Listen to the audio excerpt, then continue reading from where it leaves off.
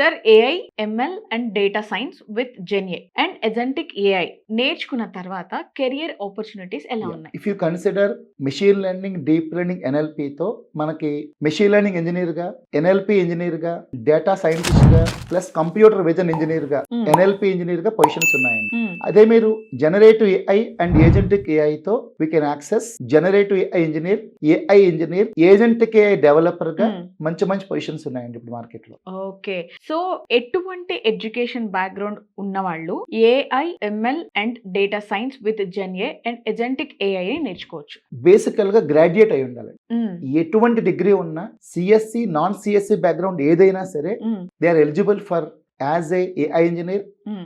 Are as a data scientist.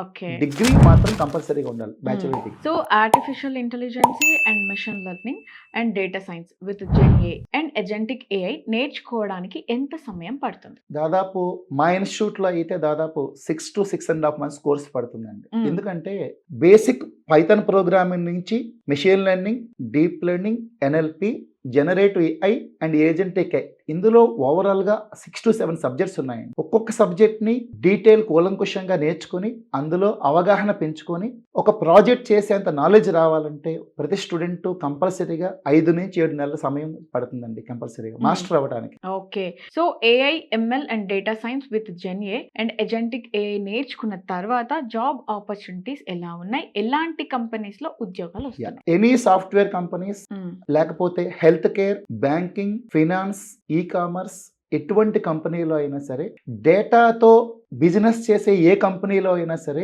Data scientist కానీ, ML engineer కానీ, generative I developer కానీ, agentic I developer కానీ కంపల్సరీగా కావాలండి. ఓకే.